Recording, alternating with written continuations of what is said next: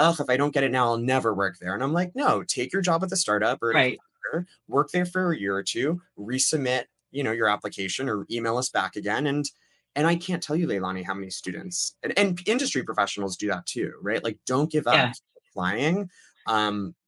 Like you're just going to get more experiences elsewhere that are going to strengthen your application and your candidacy. Good Monday morning. Have you ever wondered how successful and happy people got their starts? Every success story begins somewhere, often more humbly than you'd expect. I'm Leilani Brown, host of Your First Job, the podcast. Today, I'm chatting with a fellow Charlestonian, Alec Fox, who has dedicated his entire postgraduate career to Google. We have a fantastic conversation about all things Google and technology, his current role as people consultant on the global HR team, and the complexities of intergenerational dynamics in today's workplace. You don't want to miss it. Wonderful to see you again, my friend. How are I you? know. I'm good. I'm good. I know. What a fun little story. I imagine you'll have fun telling it. I was telling our executive producer, Sam, that we met on an airplane We and we did. were both traveling. I don't know that it was too early, but we were traveling from New York to Charleston and struck up a conversation Charleston because to New York. Yeah, we were going back Joe up. Charleston to New York. Yes, the other way around. And I never meet a stranger. And I just thought you were fascinating, delightful, and fascinating too. So thanks for joining us. No, of course. And likewise, I think just the Charleston connection, the New York connection, and then once we were talking about work, which obviously we'll get into, but just like, HR, working with university grads, recruiting, like all the kind of different buckets. It was a fun conversation. Yes, absolutely. Well, let's get into it. First, I guess I'll start not with what was your first job. We'll talk about that. Yeah. But how would you describe what you do right now? Yeah, great. So I'm currently what we call, and I know that these terms evolve, but I'm like an HR, so human resources HR generalist or an HR business partner. The term at Google, I work at Google, is called like a people consultant. And so part of my job is I'm aligned to different segments of the business. At the moment, I'm supporting Google Cloud. So some of our cloud teams, and this is pretty new, so I haven't done a ton yet with cloud, but I do classic HR things. So when we're talking about reorgs, restructuring teams, performance management, so managing, supporting the business or managers on working with low performers, workplace concerns, employee relations, benefits, et cetera. So kind of the nuts and bolts of HR is my current job. And what I think is so fascinating about you as an HR generalist, it really are a generalist because you touched so many of the different functions in HR at Google. And so you see this continuum. What are some of the other roles that you played, particularly around recruiting? Yeah, so I can give just a quick background if that's okay. Yeah, so I've been at Google since undergrad, since college, which is kind of wild. I attended Emory University in Atlanta, and I have a BA in linguistics. I was kind of quite the liberal arts major. I didn't want to do something traditional in business, like go into consulting or finance, but I wanted to do something professional, something businessy. And so a, a friend of mine the year ahead of me like worked at Google and we were connecting and she referred me and long story short got a kind of new university grad job at Google originally in kind of the sales world. So doing online technical product support for Google AdWords or Google's online advertising platforms, which is where we would typically hire the non-engineering university grad talent. Would go into Mhm. kind of those entry-level sales customer support roles. So yeah, I've been at Google a little just over 13 years, hit that August 1st, which was wild.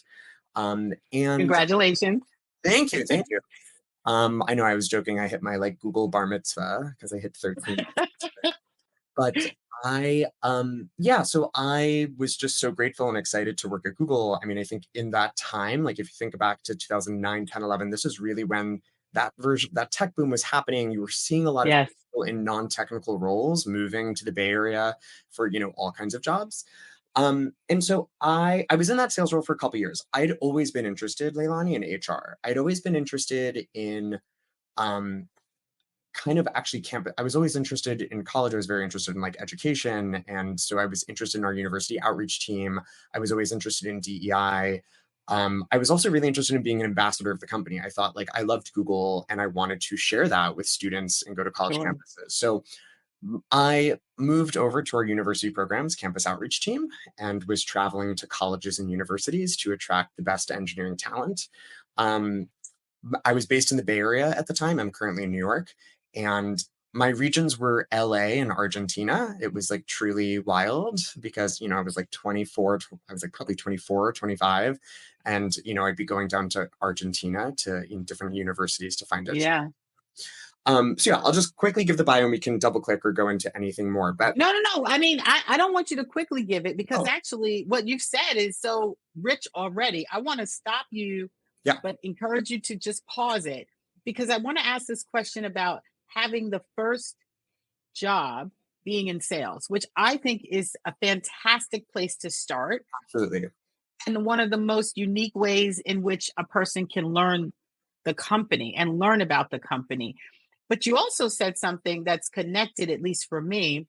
We have a very similar path. I didn't go into the technology industry, but I was in insurance, starting in sales, but also coming out of a liberal arts degree. So it's a place where you can succeed as an engineer and also as a non-engineer. So can you sort of unpack both for you, for us? Yeah, and I'll start with let me know if this is interesting, but I'll start with the second one. Yeah, I loved being, I jokingly say, a polarizing liberal arts major. Like, I love studying linguistics. I don't think I wanted to become a PhD or a linguist. I knew I wanted to do something professional. And I think that, and this is, I think, great advice. And I would tell students this all the time. But I think that, Google was a company that appreciated the liberal arts too. They wanted students who were critical thinkers, who could write, who had quantitative and qualitative skills, right? And so, you didn't have to have a BBA in marketing or, a business degree. I think they wanted a creative, diverse diverse in all the ways, but like from even like what they studied in college, like they wanted people who Right. were passionate, who were open, who wanted to learn. So I think it was like a perfect match. And I mean, I think Google did a really great job recruiting like that back in the day. I think we still do. I think we're pretty open in general. But it's a myth that you would have to have like a business degree or a sales degree to actually go into kind of a sales role at Google. Hmm. Um, Now I can talk a little bit about, yeah, working in customer support. I think the sales side, um, some people were doing sales. My team was actually more focused on product customer support. So we were like reactive customer support, like answering phone calls, talking to advertisers. Advertisers would be angry. I think it was humbling. I think it gave you perspective. I think that, yes, to your point, like you understood the products. Like we understood the business model from day one, right? Like Google, 99 Right. of Google's revenue at the time was from online advertising. And the best way to, grow that was to get small and medium businesses advertising their businesses online.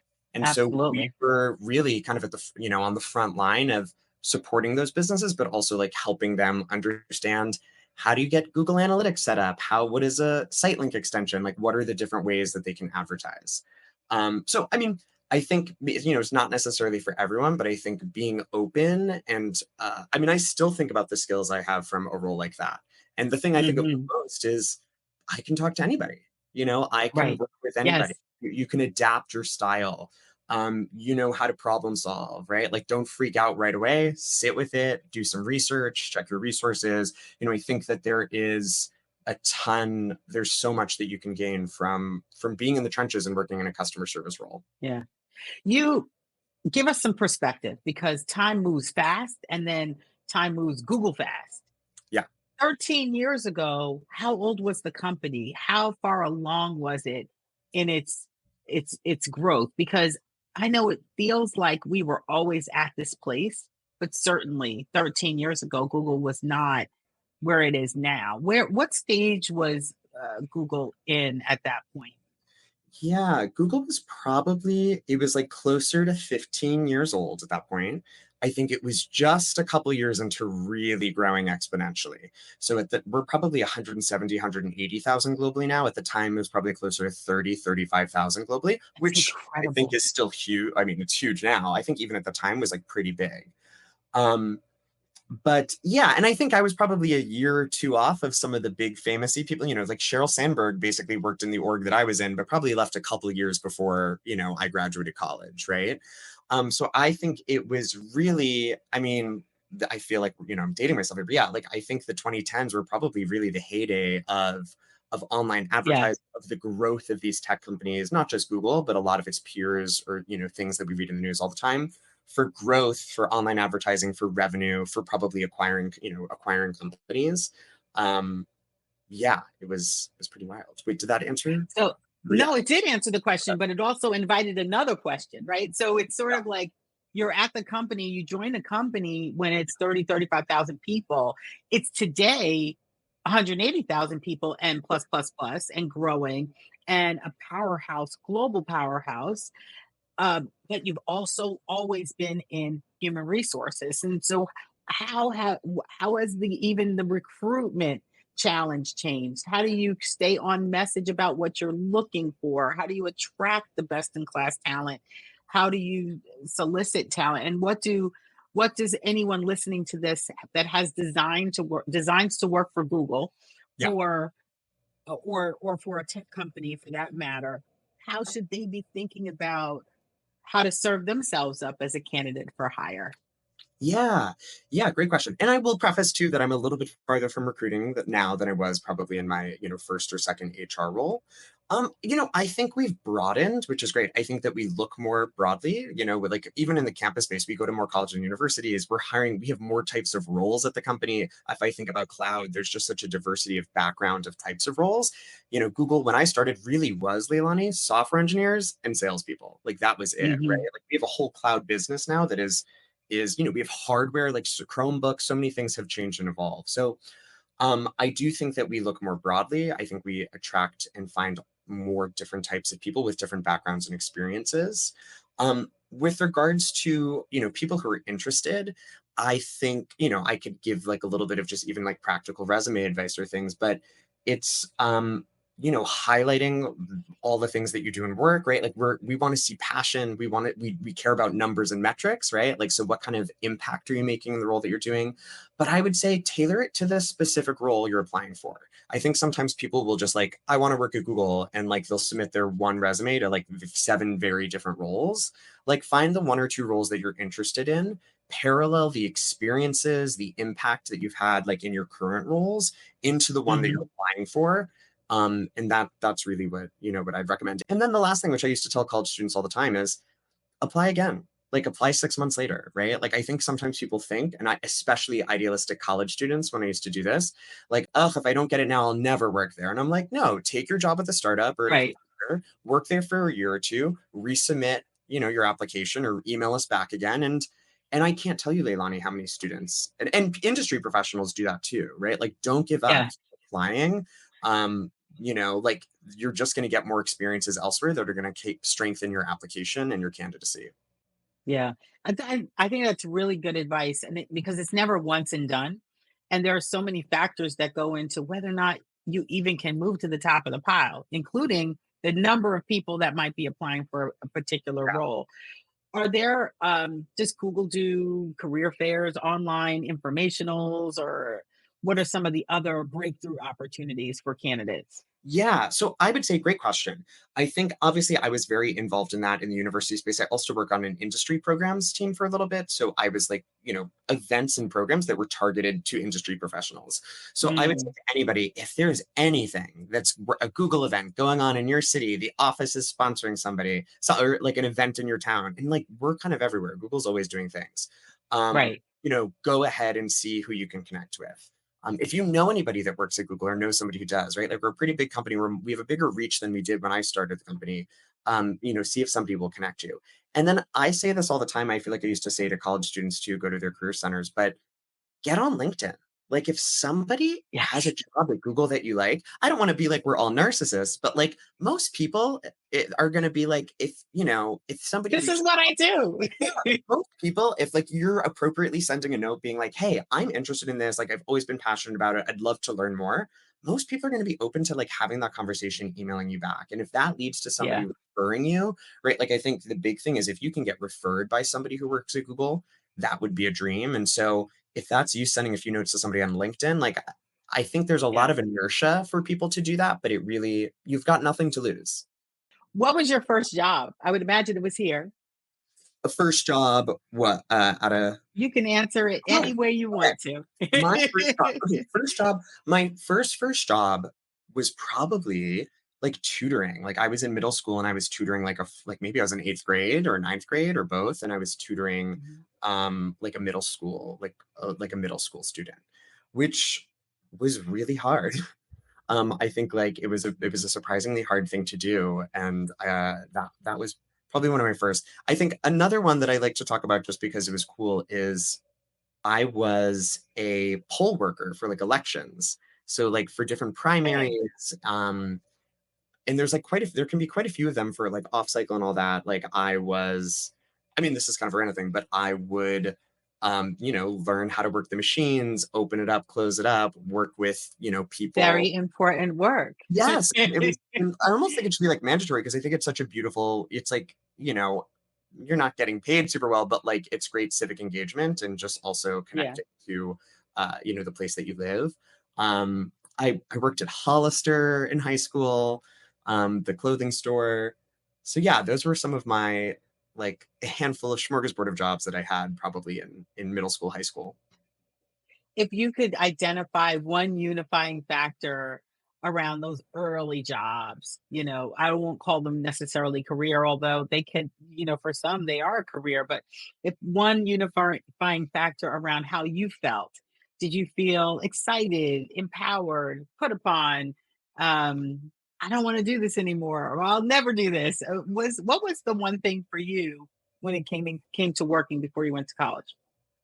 Yeah, I would say, I don't know if there's exactly one thing. I think it was kind of a filter. Like, I think I was kind of like thumbs up, thumbs down. Do I like this? Do I not? Right. So, like, I think, which is a great thing about also internships, right? When you're in high school or college and being able to test out things. Cause like tutoring, I was like, I was interested in teaching. I thought I might do something in that world.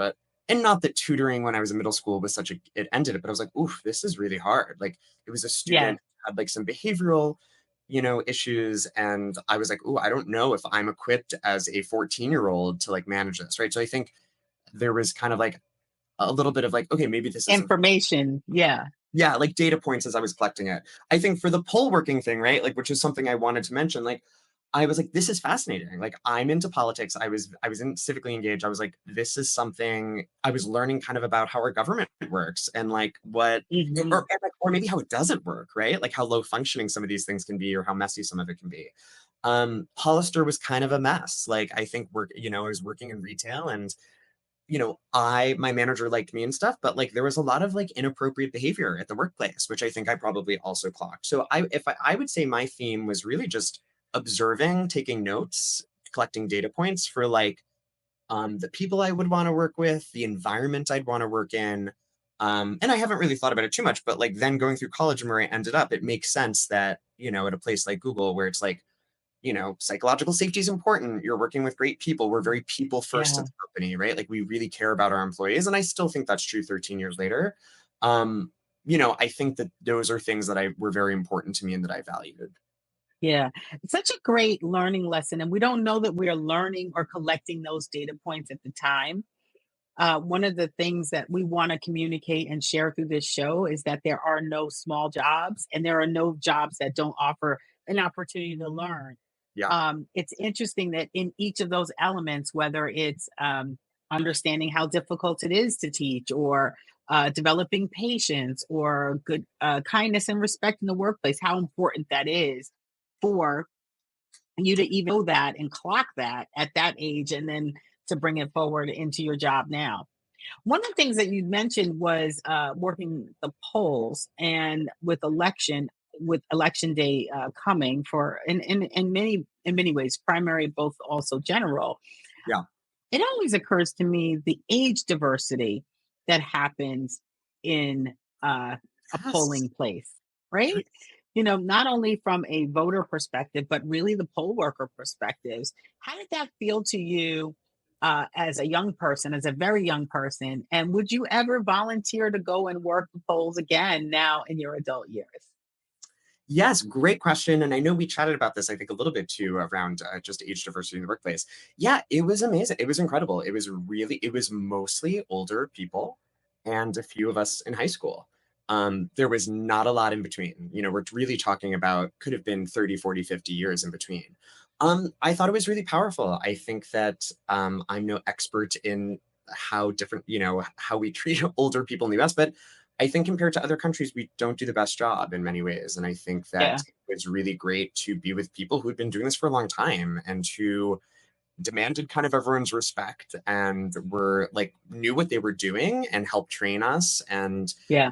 I think also to just connect with people of a different generation is also just really healthy, insightful. You can get great advice. So I thought it was a really beautiful thing, and I wish I'd see more of it. I don't think there's as Yeah. much age diversity there. Would I do it again? I Yeah. have done it again. I've done it in San Francisco before. I've done it in New York. I've also worked in other, like volunteered in other political spaces where there is a little bit more age diversity, but I would say them like to your point exactly, like it was mostly older people who were like poll workers, election workers. Yeah. Yeah. Absolutely. I loved that you described yourself as a millennial and a non-traditional millennial in the sense that you've been with the same company for 13 years now. Although you've had so many different jobs and Google has changed so much, you've Yeah, had probably five or six different, jobs or iterations of it. But I do have this question about millennials. I'm a Gen Xer. yeah. What do people often in their jokes, in their stereotypes, in their, you know, casual chatter, what do people get wrong about millennials in the workplace? Ooh, yeah. $1 million question. What's wrong about millennials? Well, I think I'm trying to think like what the current thing. Like, I think that people, stereotypes for millennials could be okay that they're lazy or that they need to like they're gonna hop to a new job every 2 years if they don't get promoted as fast or something, right? That they're maybe a little bit entitled. I think there's probably some elements of truth to some of that, but I would say that I work mostly with millennials, give or take, and I'd say that they want to work, they're hardworking, they have some perspective. And maybe those people have left or aren't going to last at a place like Google, right? We are a big company, right? Like if you're coming to Google thinking you're going to have the, impact of a 20-person startup or you want to be the head of HR, that's Yeah. never going to happen, right? At a place like Google. So I would say there probably are some of those negative stereotypes on millennials, but I don't see it yeah, I don't really see it play out a ton at work. I will say, like, right, like now as I'm getting older in the workplace and Gen Z is coming along, and again, I'm not saying necessarily this, I think some of the stereotype is a worse, version of that, that they don't want to work, Mhm. that they, I think stereotypes that even that we see is, they'll tell their managers what to do, or they'll tell their managers what work they don't want to do, or something like that. And it's like, I would never tell my boss or my manager, you know what, that's not for me today. I'll let somebody else do that. Right. Right. I Right. do think, maybe things are getting better in the sense that some of the stereotypes for Gen Z seem maybe a little bit harsher. But yeah, just some thoughts. I think as we all age, we're all becoming that older generation that says, "In my day," so it's not as much of a divide.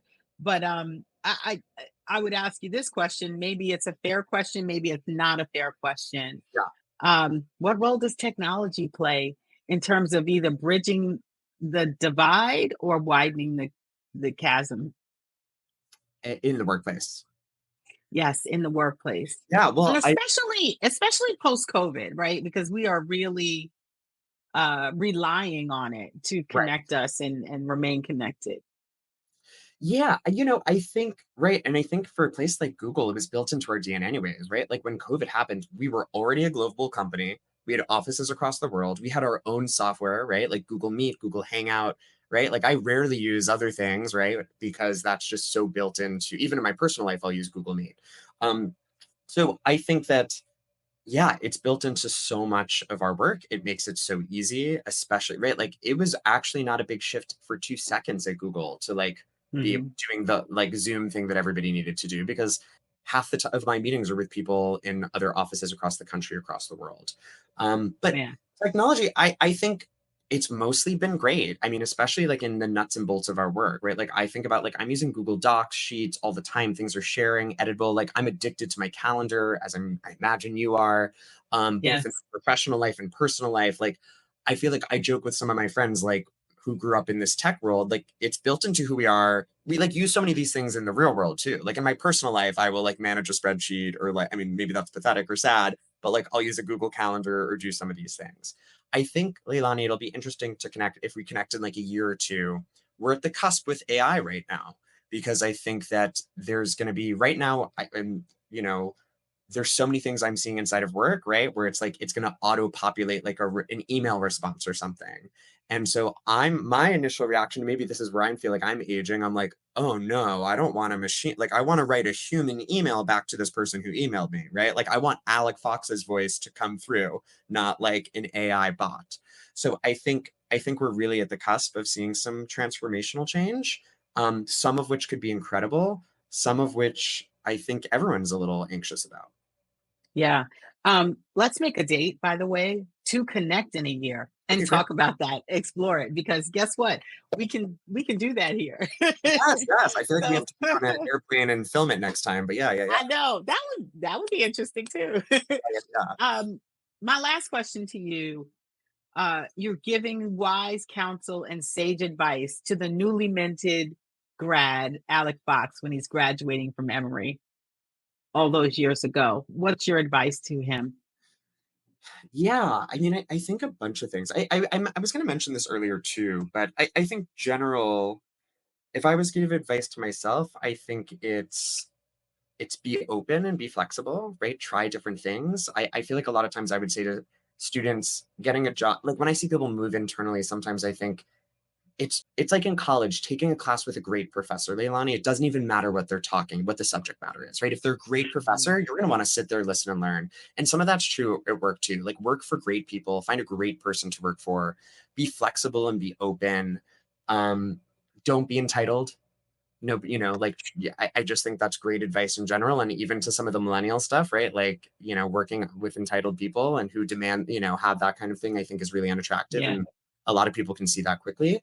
Um, and yeah, I think roll up your sleeves, get ready to do some work. I think that, and things take time, right? When it comes to finding a new role or getting promoted, right? I think I'm in my mid 30s now. I think a lot of me and my friends were like able to get promoted a bit. And now we're at a place where like, oh, I'm not going to run the company, or like it's going to take much longer to get promoted, right? So I think it's also knowing that your career is not always going to go up in a linear line. It could flatten, you can make some lateral moves, maybe it goes down a bit and then it goes up. That to be right. kind to yourself and be patient, um, and wait for the thing that's going to be the right and the best role for you. And the last thing I'll say is I kind of said it at the beginning too, but is always be parallel the skills that you have in college and things that you're involved with in whatever internship or role that you're in. When you're interviewing and talking about it, like parallel all those skills into whatever it is the role that you're going into. Right. Hmm. So I think that that you can, maybe if it doesn't transfer completely from A to B, right? But if you were an undergrad and you were in a fraternity or you were running this nonprofit or whatever, like what are all the skills that you had there that would transfer into a customer service role or to a sales role, et cetera, et cetera. Yeah. That's amazing advice and probably going to be highlighted in this overall podcast. So thank you so much for that and also for sitting with me today. I really appreciate it. Oh my God, of course, Leilani, so good to see you and looking forward to, yeah, doing this next time on an airplane. Absolutely. Let's make a plan. Your First Job is a production of Giant Steps LLC, a company working at the intersection of strategy, culture, career, and education. I'm Leilani Brown, CEO and host of the show. Many thanks to our executive producer, Sam Osborne, our production team at Relics Corps, and to Maxwell Brown for composing and producing our show music. You can learn more about our company and the podcast by visiting giantstepsllc.com. Thank you for listening.